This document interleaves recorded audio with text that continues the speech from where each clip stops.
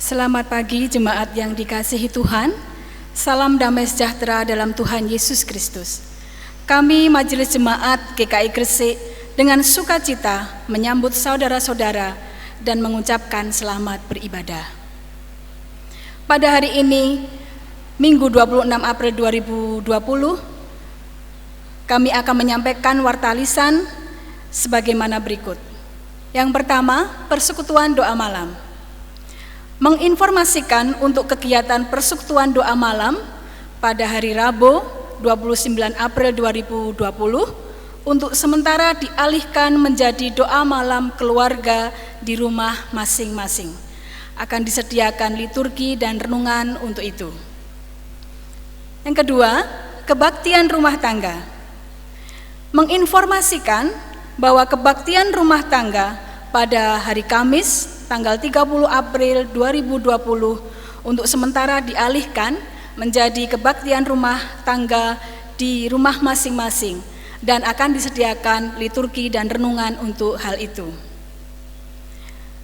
Warta berikutnya, persembahan. Persembahan ibadah online dapat dikumpulkan dan diberikan ke GKI Gresik melalui transfer ke rekening BCA dengan nomor 79007980011 atas nama GKI Gresik, itu yang operasional gereja, dan BCA KCU Gresik nomor 79007981177 atas nama GKI Gresik untuk yang renovasi gereja. Jika tidak memungkinkan untuk transfer, maka dapat disatukan di dalam amplop, kemudian dimasukkan langsung ke brankas yang ada di gedung gereja. Sebagaimana Tuhan tetap memberikan yang terbaik kepada kita, marilah kita juga tetap memberikan yang terbaik walaupun beribadah di rumah masing-masing. Berikutnya, hari ulang tahun. Pada kesempatan ini kami Majelis Jemaat dan Jemaat mengucapkan selamat berbahagia kepada saudara-saudara yang merayakan hari kelahirannya maupun hari pernikahannya dalam pekan ini. Tuhan memberkati. Demikian warta lisan yang kami sampaikan dalam ibadah ini. Dan sebelum kita memulai ibadah ini, kami mengajak jemaat mempersiapkan diri masing-masing dengan bersaat teduh.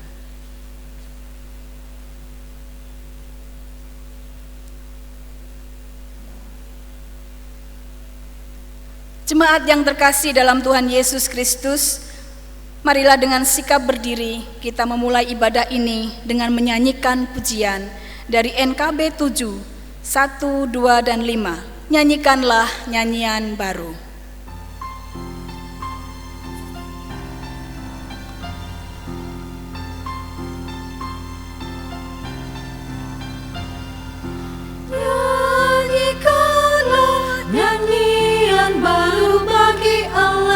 Pencipta cakrawala, segala serafim kerubim, pujilah Dia, besarkanlah namanya, bersorak-sorai bagi Rajamu, bersorak-sorai bagi Rajamu.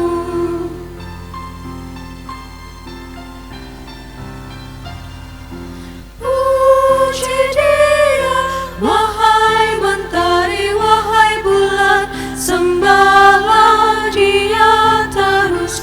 Dan wahai bintang, bintang terang yang gemerlapan, muliakan Penciptamu.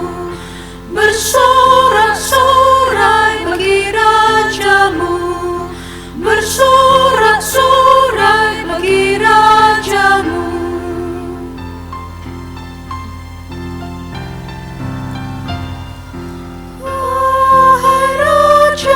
Raja dan pembesar di bumi yang memerintah dunia, taruna-taruna, darah yang tua dan yang muda, ucap syukur padanya. Bersorak-sorak bagi Rajamu, bersorak-sorak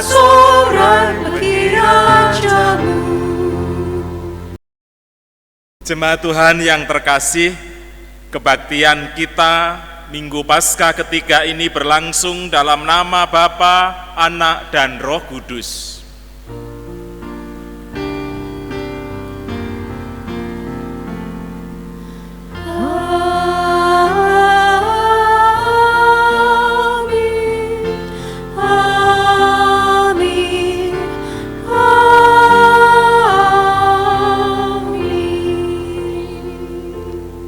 Kasih karunia dan damai sejahtera dari Allah Bapa kita dan dari Tuhan Yesus Kristus menyertai saudara sekalian. Dan menyertai saudara juga. Jemaat Tuhan yang terkasih, Paskah memberikan spirit yang baru kepada kita. Perjumpaan dua orang murid Yesus menuju Emmaus, perjumpaan itu mendatangkan spirit yang baru bagi mereka, perubahan pemahaman dan juga perubahan perilaku dalam hidup mereka.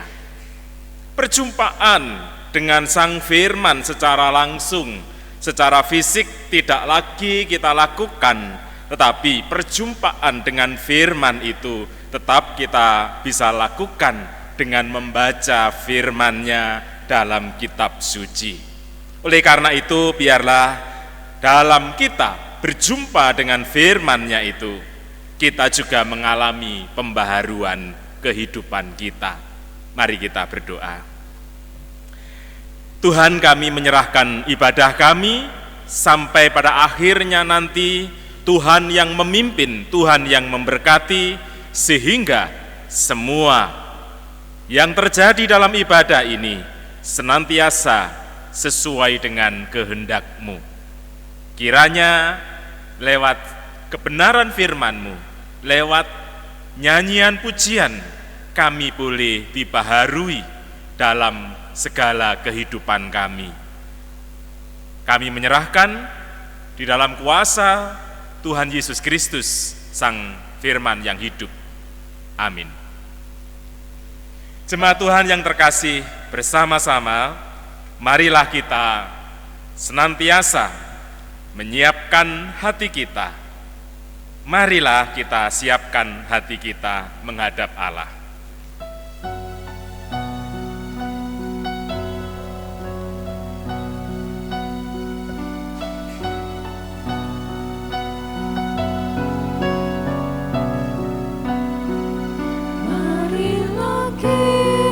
Siapkan hati kita menghadap Allah Tuhan semesta alam, karena besarlah perbuatan tangan-Nya.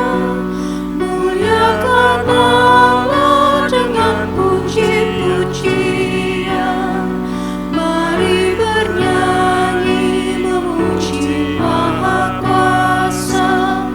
Puji kasih-Nya sekarang dan selamanya.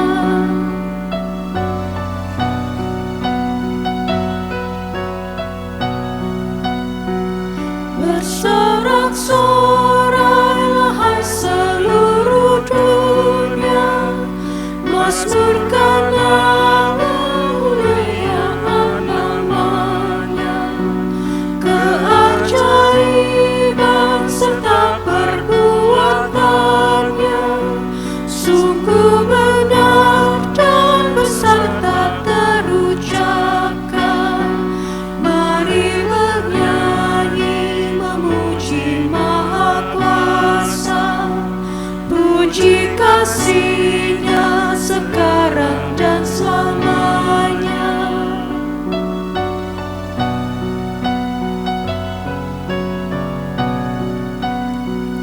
Berbahagialah orang yang Kau pilih, yang Engkau suruh mendekat kepadamu. Berbahagialah orang yang Kau pilih, di pelataran-Mu semua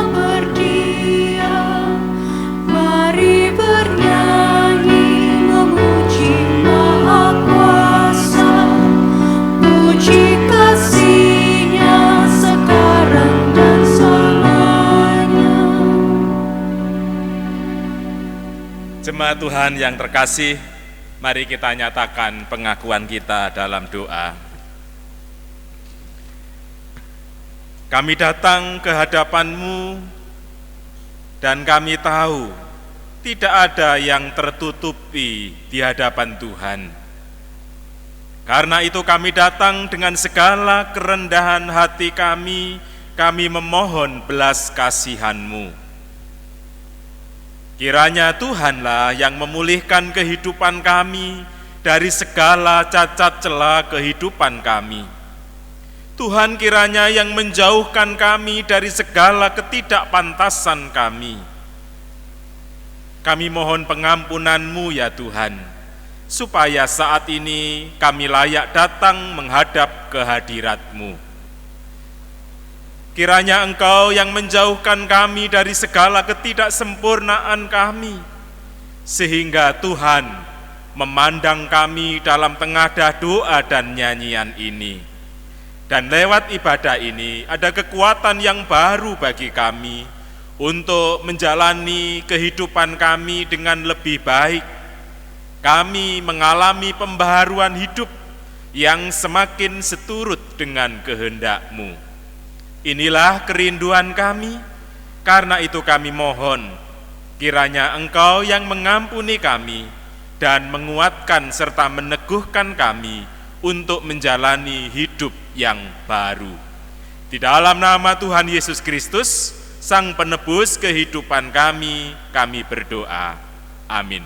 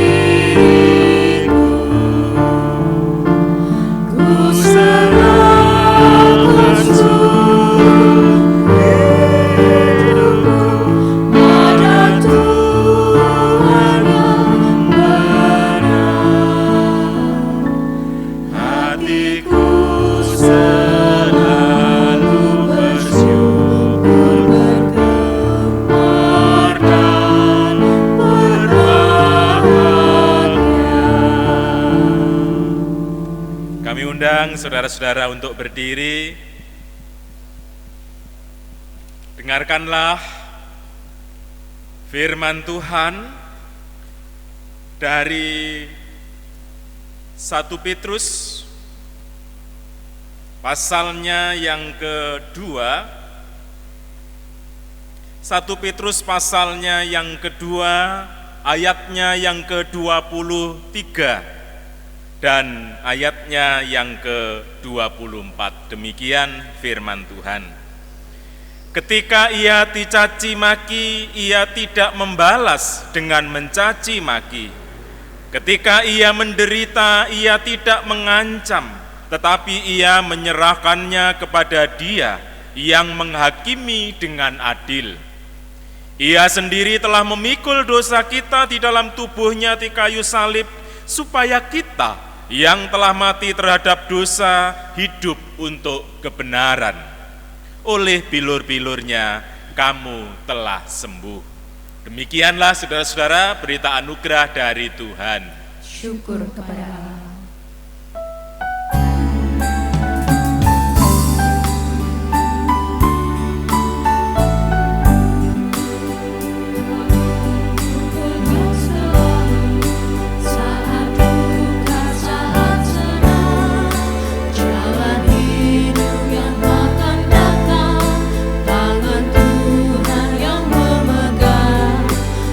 Cobaan menghimpit aku dan mencari keluhanmu. Firman-Mu ku pegang selalu, sayapku tempat berteduh. Firman-Mu Tuhan ku pegang selalu, hilanglah keraguanku. Bila hatiku rasa susah, padamu aku berserah. Firman-Mu ku pegang selalu, maka amanlah jiwaku.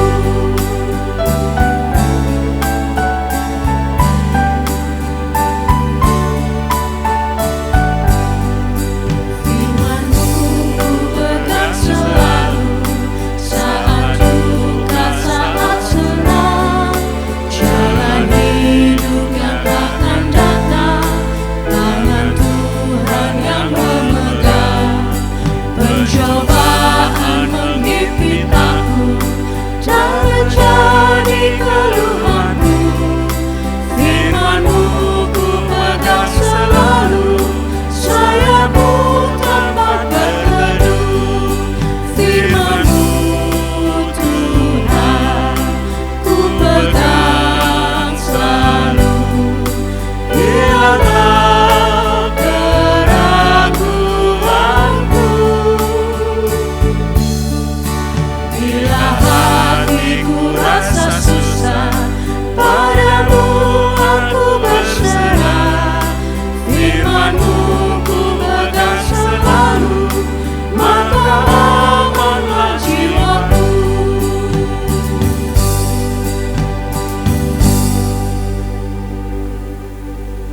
Jemaat Tuhan yang terkasih, sebelum kita membaca dan merenungkan firman Tuhan, mari kita berdoa.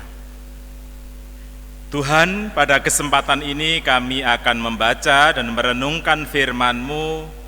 Kiranya firman-Mu menjadi pelita dalam langkah hidup kami. Karena itu Roh-Mu yang kudus yang menguasai hati dan pikiran kami, sehingga firman-Mu senantiasa mampu kami pahami, mampu kami endapkan dalam hati kami, dan kami wujudkan dalam keseharian kami. Karena itu, kiranya Roh-Mu yang kudus yang memampukan kami untuk melakukan semuanya itu. Kami juga mohon kiranya Engkau yang mengurapi hamba-Mu, yang Tuhan percaya untuk berbicara, Tuhan yang memperlengkapi, Tuhan yang menyempurnakan, sehingga setiap perkataannya menjadi bermakna. Di dalam Kristus Yesus, Sang Firman yang hidup, kami berdoa. Amin. Lukas pasalnya yang ke-24, ayatnya yang ke-13 sampai ayatnya yang ke-35 menjadi dasar untuk renungan kita pada saat ini. Lukas 24 ayat 13 sampai 35, demikian Injil Tuhan Yesus Kristus.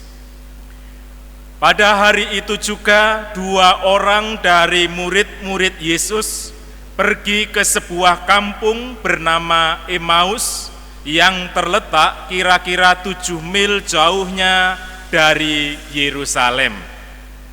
Dan mereka bercakap-cakap tentang segala sesuatu yang telah terjadi. Ketika mereka sedang bercakap-cakap dan bertukar pikiran, Datanglah Yesus sendiri mendekati mereka, lalu berjalan bersama-sama dengan mereka.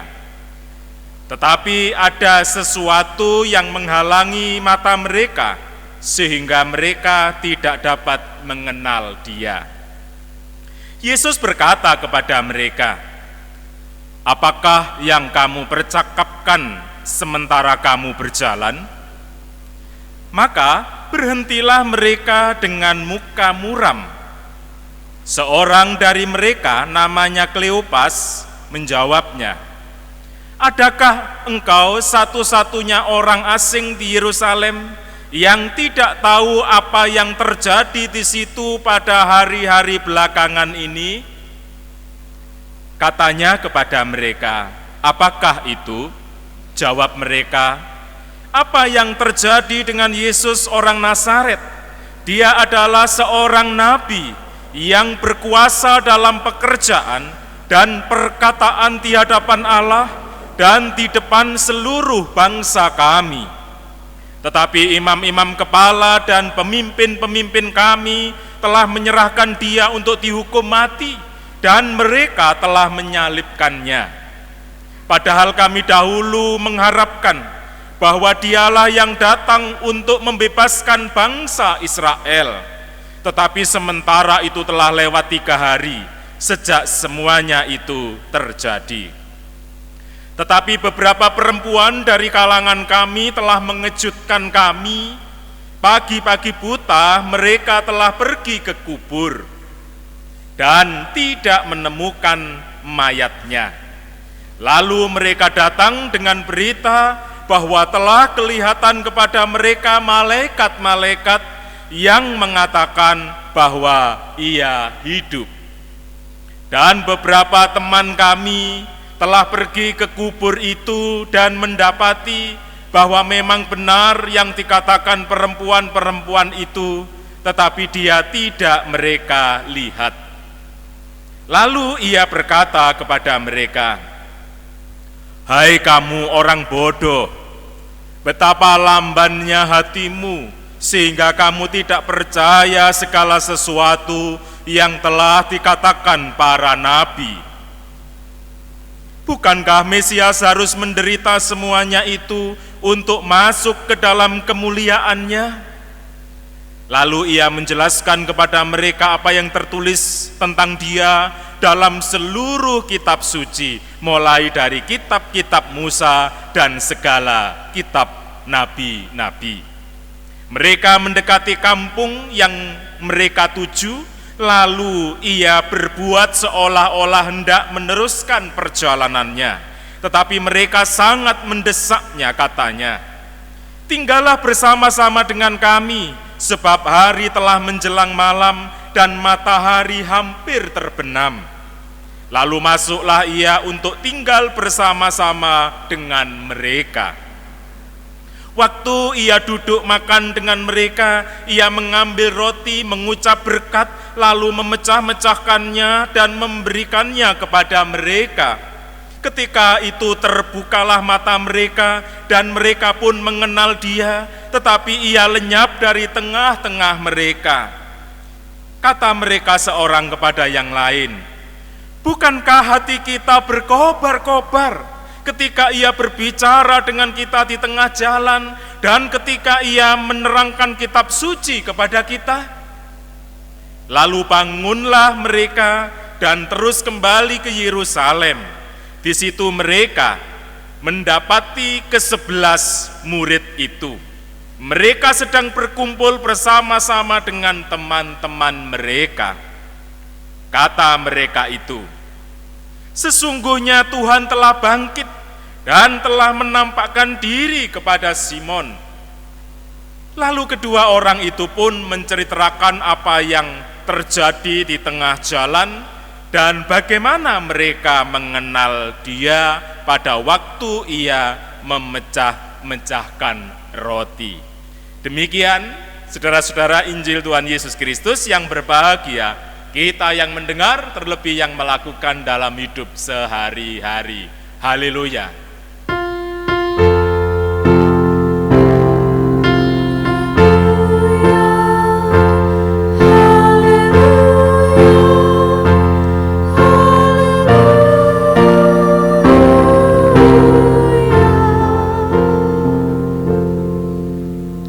Jemaat Tuhan yang terkasih, tetaplah semangat beribadah. Dan kalau saudara mendengar berita, membaca berita bahwa Gresik, satu di antara kabupaten di Jawa Timur yang kena PSBB, itu artinya bahwa perjumpaan kita dalam ibadah di gereja akan lebih panjang untuk kita tidak bertemu di gereja. Tetapi bahwa perjumpaan kita akan tetap terjadi di rumah masing-masing, dan kami akan tetap menyapa saudara-saudara dengan ibadah-ibadah yang diselenggarakan di rumah masing-masing lewat streaming yang kami sediakan. Kiranya itu tidak mengurangi semangat kita untuk terus membaca firman Tuhan. Dan membaca firman Tuhan, kita tahu bahwa itu adalah hal yang baik. Bahkan ada nyanyian anak sekolah minggu yang menekankan itu. Baca kitab suci, doa tiap hari, doa tiap hari. Baca kitab suci, doa tiap hari, kalau mau tumbuh. Kalau mau tumbuh, kalau mau tumbuh. Baca kitab suci, doa tiap hari, kalau mau tumbuh. Membaca kitab suci supaya kita bertumbuh dalam kehidupan kita. Bahkan dalam lingkungan orang-orang dewasa ada banyak hal yang ditekankan soal pembelajaran kitab suci. Lewat persekutuan tengah minggu, lewat PA, lewat khotbah, dan ada banyak sarana lain yang kita pakai untuk belajar kitab suci. Tapi pertanyaannya adalah, apakah ketekunan membaca kitab suci secara otomatis berjalan beriringan dengan pertumbuhan seseorang? Seperti dalam nyanyian anak sekolah minggu tadi, baca kitab suci, doa tiap hari kalau mau tumbuh. Apakah perjumpaan dengan firman Tuhan itu secara otomatis membuat kita berjalan beriringan dalam pertumbuhan? Membaca kitab suci dan otomatis kita bertumbuh. Sayangnya tidaklah demikian. Idealnya adalah memang di satu sisi kita rajin membaca Alkitab dan di sisi lain kita bertumbuh. Tetapi sayangnya tidaklah demikian. Beberapa contoh misalnya, perselisihan dan permusuhan dapat terjadi dalam gereja, bahkan antar anggota jemaat, bahkan dalam lingkup relasi rekan sepelayanan, bahwa bisa saling menyakiti dan melukai, baik itu lewat tutur kata, lewat perbuatan, ataupun lewat tulisan-tulisan kita. Kita tak segan menyakiti satu terhadap yang lain. KDRT masih dapat terjadi dalam keluarga-keluarga Kristen. Saudara-saudara yang kekasih, hal ini mengindikasikan bahwa pengalaman membaca kitab suci, pengalaman membaca firman Tuhan, di situ mengindikasikan hanya sebatas ranah pengetahuan saja. Tidak terjadi secara holistik, tidak terjadi secara menyeluruh. Memahami, mengetahui hanya sebatas itu. Nah, saudara-saudara, untuk memahami ini, mari kita sejenak melihat teori dari Benjamin S. Bloom, seorang tokoh psikologi pendidikan. Bloom membagi ranah pendidikan seseorang itu menjadi 3 ranah. Yang pertama adalah ranah kognitif, ya, menekankan aspek intelektual, menekankan pengetahuan, menekankan keterampilan berpikir. Dan ranah yang kedua adalah ranah afektif, yaitu menekankan aspek perasaan, aspek emosi yang menyangkut soal moral, soal nilai-nilai, soal budaya, soal agama seperti sikap antusias, apresiasi, belas kasih. Itu aspek yang kedua. Lalu aspek yang ketiga adalah ranah psikomotorik, menekankan aspek perilaku, aktivitas, keterampilan motorik, seperti bercerita, menulis, berolahraga, dan lain sebagainya. Ketiga ranah ini, ranah kognitif, ranah afektif, ranah psikomotorik, itu menjadi satu bagian yang tidak boleh terpisahkan. Nah, kalau itu terpisahkan, maka seperti yang tadi saya sampaikan, orang rajin membaca Alkitab, orang tahu tentang isinya Alkitab, orang mengerti tentang Alkitab, tetapi bahwa kesehariannya tetap melukai, menyakiti, berselisih, dan lain sebagainya.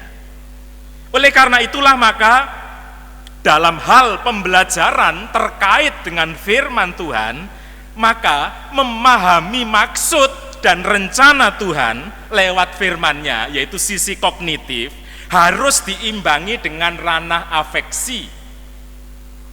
Jadi orang tahu, tetapi juga belajar untuk tersentuh, belajar untuk tertegur oleh firman Tuhan yang ia baca, yang ia dengar.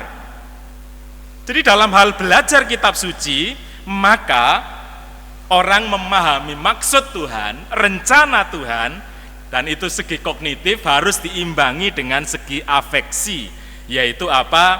Orang boleh tersentuh, orang belajar tertegur oleh firman Tuhan.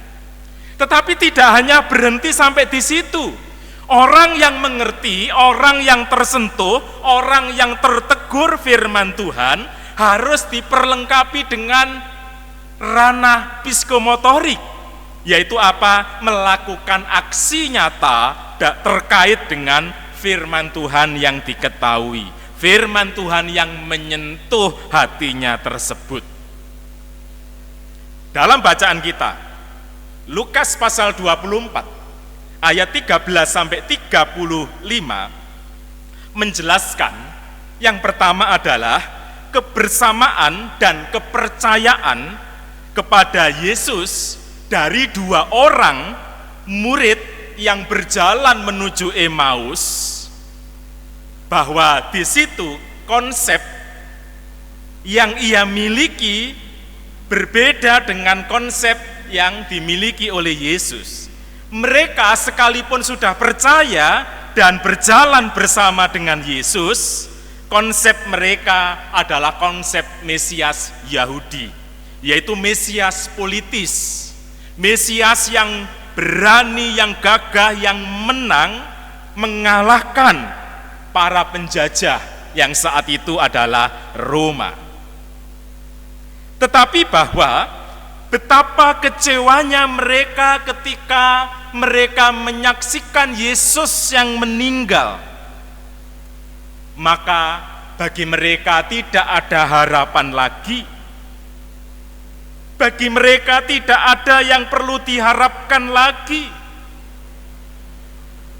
Mereka sangat kecewa. Itulah sebabnya saudara-saudara, Yesus menegur mereka dengan perkataan bahwa mereka adalah orang bodoh. Dikatakan dalam teks kita. Bodoh dalam pengertian di sini tidak memiliki hikmat kebijaksanaan. Mereka kurang peka, mereka lamban mengerti. Jadi Yesus ingin meluruskan cara pandang mereka, yaitu bahwa Mesias harus menempuh jalan penderitaan untuk menuju kemuliaannya. Inilah yang ingin diluruskan oleh Yesus, bahwa Yesus meluruskan konsep atau pengetahuan mereka tentang Mesias. Mereka punya konsep Mesias politis, tetapi Yesus meluruskan mereka. Perjumpaan dengan Yesus menjadikan mereka mengalami pembaharuan pemahaman akan firman Tuhan. Ranah kognitif mereka mengalami pembaharuan. Mereka semakin mengerti maksud Yesus, Sang Mesias. Mereka juga tersentuh dengan sikap Yesus ketika Yesus sudi singgah dan berkenan melayani mereka dengan memecahkan roti dan mengucap syukur, seperti saat Yesus memberikan makan 5.000 orang. Hati mereka tersentuh, ini ranah afeksi, dengan cara Yesus melayani mereka. Mereka lalu menyadari bahwa teman seperjalanan mereka adalah Yesus. Perjumpaan dengan Yesus, Sang Firman yang hidup itu, telah menghidupkan kembali hati mereka yang semula dingin karena duka cita dan kecewa. Mereka berjalan bersama dengan Yesus yang tidak mereka lihat. Perjumpaan itu memperbaharui mereka. Perjumpaan dengan Sang Firman yang hidup itu telah membaharui hidup mereka. Perjumpaan itu menjadikan mereka beriman dan bersukacita. Mereka, saudara-saudara, juga melakukan ranah yang ketiga, yaitu psikomotorik. Mereka tidak mendiamkan kabar baik itu, berita sukacita itu. Mereka pergi membagikan kabar baik itu kepada orang-orang lain. Dengan kembali ke Yerusalem, 7 mil jaraknya, kurang lebih 11 atau 12 kilometer, dan pada malam hari. Mereka tahu malam hari adalah bukan waktu yang tepat untuk melakukan perjalanan, tapi perjumpaan dengan Sang Firman yang hidup membuat mereka menjadi berani. Mereka yang tadinya dingin karena kecewa dan duka cita, mereka menjadi berani kembali. Yesus bagi mereka bukan hanya nabi dan rabi, tetapi Yesus adalah Tuhan, Kyrios bagi mereka. Lukas pasal 24 tadi ayatnya yang ke-34. Kata mereka itu, sesungguhnya Tuhan telah bangkit dan telah menampakkan diri kepada Simon. Saudara-saudara yang terkasih, 2 orang murid dalam perjalanan ke Emmaus mengalami perjumpaan secara utuh, secara holistik dengan Sang Firman yang hidup, yang memberi mereka pemahaman yang baru. Segi kognisi mereka, menyentuh hati mereka dan bersuka cita, segi afeksi mereka, dan juga menyelamatkan mereka dan menggerakkan mereka untuk bersaksi. Psikomotorik. Perjumpaan dengan Sang Firman itu telah membuat mereka mengalami pembaharuan. Saudara-saudara jemaat Tuhan yang terkasih, mari dalam kita berjumpa dengan firman-Nya, memang kita berbeda perjumpaannya. Tidak lagi berjumpa secara fisik dengan Sang Firman seperti 2 orang murid Yesus ini, tetapi bahwa firman-Nya kita bisa membacanya, kita bisa berjumpa dalam kitab suci ini.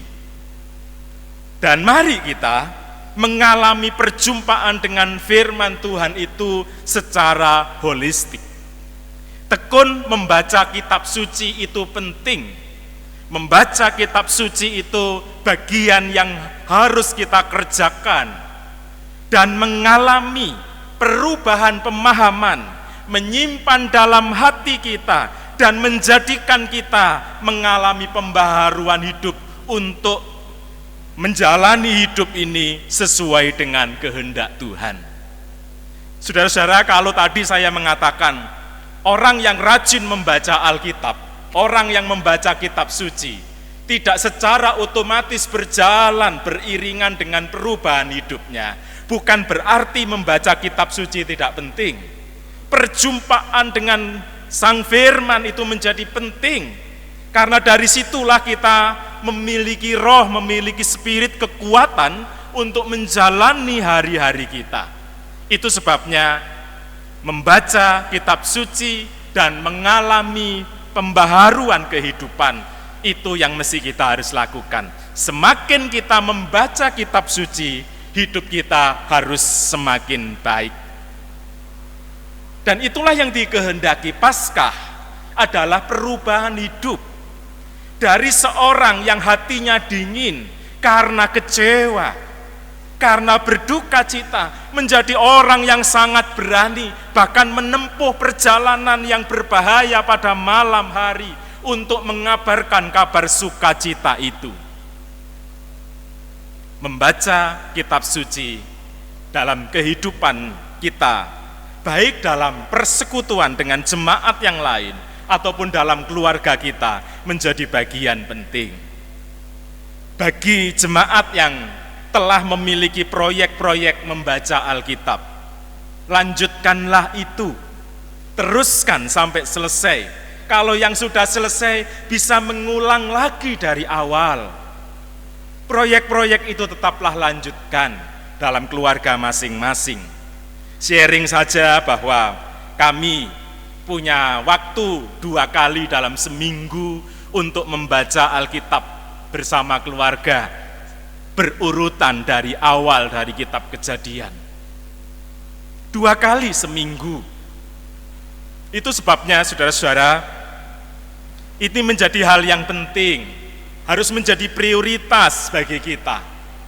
Semakin membaca Alkitab, maka kita harus menjadi semakin baik. Itulah yang Tuhan kehendaki. Paskah adalah perubahan hidup. Perjumpaan dengan Sang Firman adalah perubahan hidup. Dari seorang pemabuk menjadi orang yang hidupnya lebih baik, orang yang menjadi sembuh. Dari seorang yang kasar menjadi orang yang lemah lembut. Dari seorang yang suka melupakan keluarga, berusaha menyenangkan dan memperhatikan keluarga. Dari seorang yang suka mengkhianati pasangannya, menjadi orang yang sangat setia. Dari seorang yang tidak peduli, menjadi orang yang suka berbagi. Dari seorang yang suka melukai, menjadi orang yang membalut dan menyembuhkan yang terluka. Tuhan memberkati. Amin.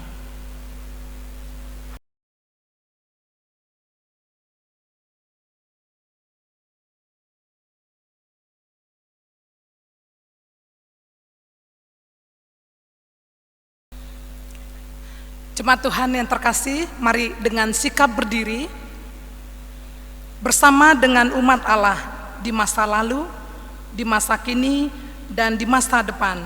Mengingat pengakuan kita pada baptisan kita, menurut pengakuan iman rasuli, marilah masing-masing kita menyatakan demikian. Aku percaya kepada Allah, Bapa yang Maha Kuasa, Khalik langit dan bumi, dan kepada Yesus Kristus, Anaknya yang tunggal Tuhan kita, yang dikandung dari Roh Kudus, lahir dari anak darah Maria, yang menderita sengsara di bawah pemerintahan Pontius Pilatus, disalibkan, mati dan dikuburkan, turun ke dalam kerajaan maut. Pada hari yang ketiga, bangkit pula dari antara orang mati, naik ke surga, duduk di sebelah kanan Allah, Bapa yang Maha Kuasa, dan dari sana Ia akan datang untuk menghakimi orang yang hidup dan yang mati. Aku percaya kepada Roh Kudus, gereja yang kudus dan am, persekutuan orang kudus, pengampunan dosa, kebangkitan orang mati, dan hidup yang kekal. Amin. Jemaat dipersilakan duduk kembali. Jemaat Tuhan, mari kita bersama-sama menaikkan doa-doa kita. Mari kita berdoa. Saat ini kami datang dan kami berdoa untuk bangsa kami dalam situasi yang saat ini tidak mudah bagi kami semua. Kami menyerahkan kehidupan bangsa kami dalam kuasa-Mu, bahkan situasi yang dihadapi oleh dunia ini. Karena itu kami menyerahkan para pemimpin-pemimpin berbagai negara, Indonesia pada khususnya, Tuhan yang memperlengkapi mereka, hikmat kebijaksanaan-Mu Tuhan nyatakan, supaya para pemimpin bangsa ini mampu mengambil keputusan-keputusan yang tepat di dalam rangka untuk memulihkan kehidupan bangsa kami, khususnya dalam menghadapi COVID-19 yang berdampak dalam banyak segi kehidupan.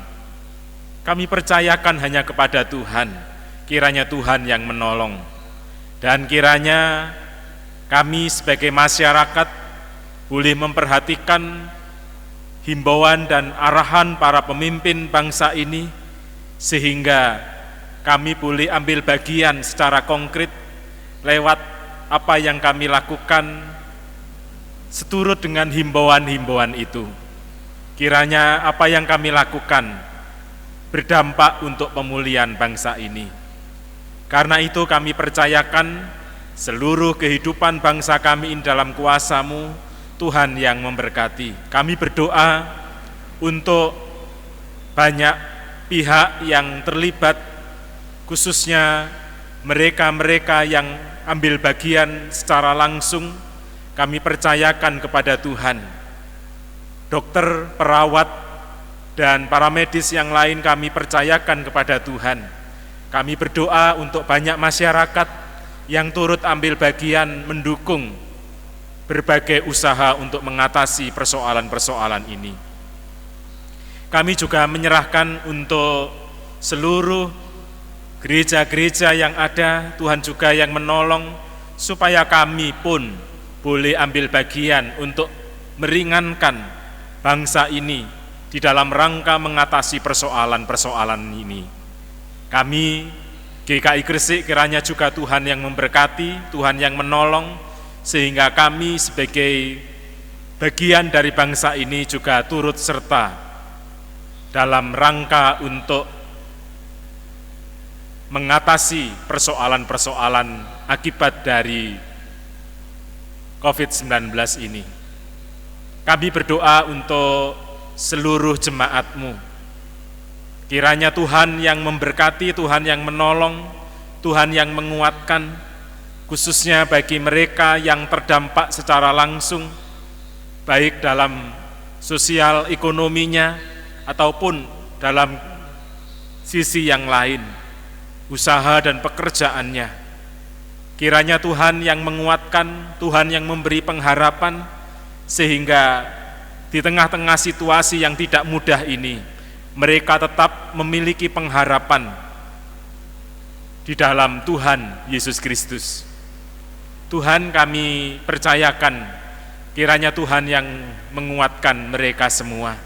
Tuhan juga yang memberikan semangat kepada mereka untuk saling memperhatikan antara satu jemaat dengan jemaat yang lain, sehingga ketika yang satu mengalami kesulitan, yang lain boleh menopangnya. Tuhan, kami menyerahkan seluruh umat-Mu dengan segala pergumulan-pergumulannya, Tuhan yang menolong. Kami berdoa untuk anak-anak kami yang juga mereka mengalami hal yang tidak mudah berkaitan dengan pendidikannya. Kami percayakan kepada Tuhan untuk para guru dan anak-anak didik, Tuhan yang meneguhkan mereka supaya mereka tetap bersemangat belajar, sekalipun mereka harus belajar dari rumah. Kami menyerahkan anak-anak kami ini dalam kuasa-Mu. Tuhan, pada kesempatan ini, kami juga berdoa untuk segala pelayanan-pelayanan kami sebagai gereja GKI. Tentu ini juga tidak mudah bagi kami untuk terus berkarya. Karena itu Tuhan yang menolong kami, memampukan kami, sehingga pelayanan-pelayanan yang mesti harus kami lakukan, tetap kami lakukan. majelis jemaat sebagai pimpinan gereja, kiranya Tuhan menganugerahkan hikmat-Mu kepada kami untuk mengarahkan gereja-Mu ini, seluruh jemaat, untuk senantiasa tetap seturut dengan kehendak-Mu.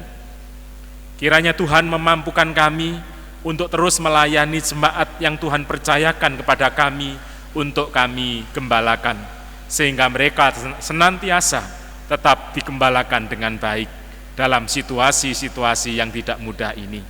Kami menyerahkan seluruh hamba-hamba-Mu yang ada di GKI Gresik ini, Tuhan yang menolong mereka. Tuhan, kami juga berdoa untuk rencana diberlakukannya di Gresik BSBB, biarlah ini menjadi hal yang baik, berdampak baik dalam mengatasi penyebaran COVID-19 ini. Kalau itu harus dilakukan, kiranya Engkau yang menolong para pemimpin daerah di Gresik untuk menolong masyarakat yang terdampak dengan keputusan ini. Kiranya Tuhan yang menguatkan mereka, memampukan mereka untuk mengatasi persoalan-persoalan yang ditimbulkan oleh keputusan untuk melakukan PSBB ini. Terima kasih Tuhan, kami percayakan pengharapan-pengharapan kami ini hanya di dalam kuasa-Mu. Tuhan kiranya yang menolong kami.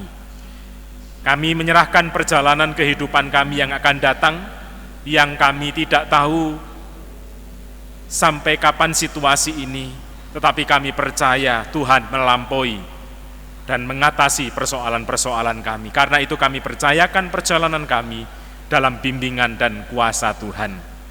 Kami menaikkan doa kami di dalam ungkapan syukur dan permohonan ini, di dalam satu nama, Sang Pengharapan kami, sumber berkat kami, Juru Selamat kami yang hidup, yaitu Tuhan Yesus Kristus, yang mengajar kepada kami berdoa.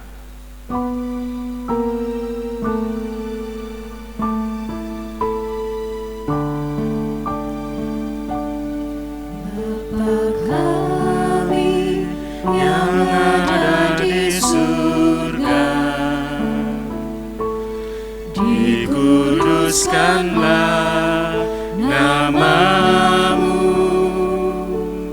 datanglah kerajaan-Mu, jadilah kehendak-Mu di bumi seperti di surga.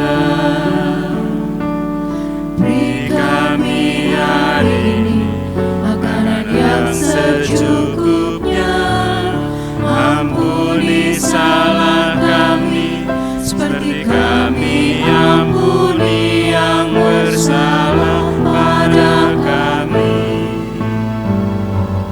Jangan bawa kami dalam pencobaan, melainkan lepaskan kami dari yang jahat, sebab Kaulah yang punya kerajaan dan kuasa dan kemuliaan sampai selama-lamanya. Amin.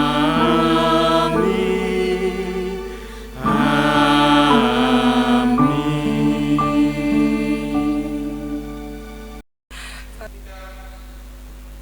Jemaat Tuhan yang terkasih, selanjutnya kepada kita diberikan kesempatan untuk merespon kasih Tuhan. Kita akan mengumpulkan persembahan. Persembahan kita hari ini ada 2 kantong. Kantong berwarna putih kita peruntukkan untuk operasional gereja, dan kantong berwarna merah untuk dana renovasi gedung gereja. Jemaat Tuhan yang terkasih, persembahan jemaat untuk ibadah hari Minggu atau persembahan bulanan dapat dipersembahkan melalui transfer rekening GKI Gresik, atau dapat juga dikumpulkan, dimasukkan di kotak persembahan di gedung gereja. Jemaat yang terkasih, persembahan kita pada pagi hari ini akan kita dasari dari ayat persembahan yang diambil dari Mazmur 30 ayatnya yang kelima.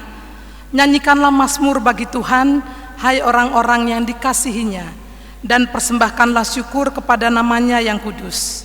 Persembahan akan kita kumpulkan dengan diiringi pujian persembahan dari NKB 213 bait pertama dan baitnya yang kedua. Kita sudah ditebus olehnya.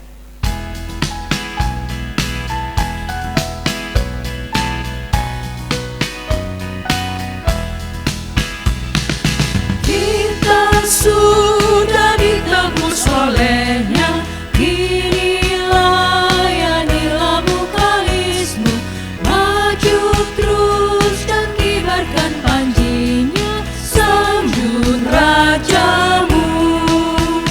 Mari bawa padanya segenap talentamu, serta hidup mengikuti firman-Nya.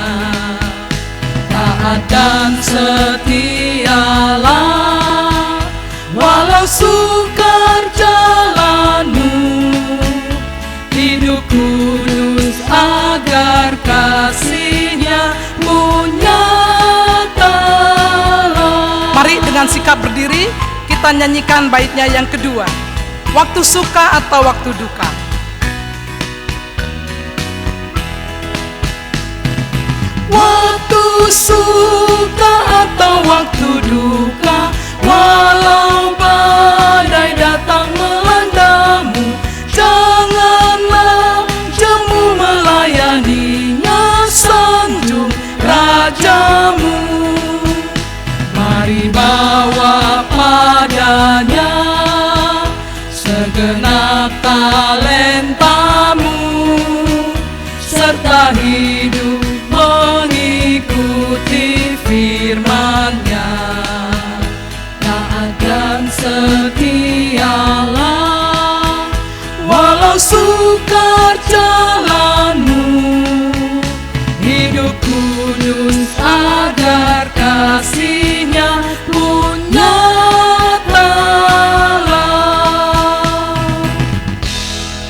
Jemaat Tuhan yang terkasih, mari kita bawa persembahan kita di dalam doa.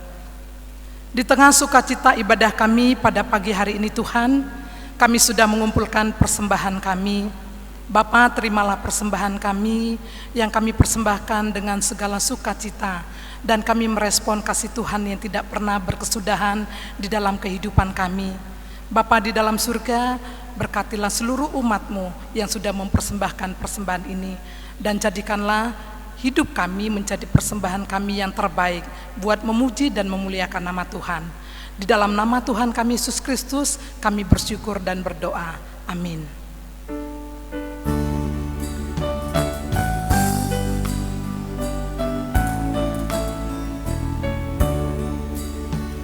Mercusuar kasih Bapa, memancarkan sinar-Nya.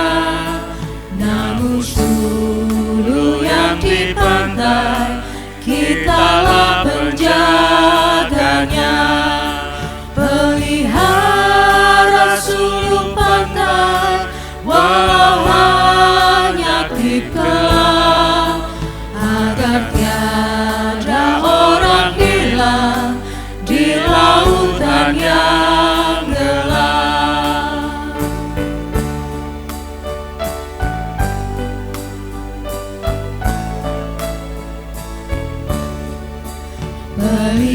Peliharalah sulungmu, agar orang yang cemas, yang mencari pelabuhan dari barang terlepas. Pelihara sulung pantai, walau hanya klip kelam, agar tiada orang hilang di lautan yang gelap. Jemaat Tuhan yang terkasih, arahkanlah hatimu kepada Tuhan. Kami mengarahkan hati kami kepada Tuhan. Jadilah saksi Kristus. Syukur kepada Allah. Terpujilah Tuhan. Kini dan selamanya. Kini terimalah berkat Tuhan. Allah, Sang Sumber pengharapan, memenuhi saudara dengan segala sukacita dan damai sejahtera dalam iman saudara, supaya oleh kekuatan Roh Kudus, saudara berlimpah-limpah dalam pengharapan, kini sampai selama-lamanya. Amin.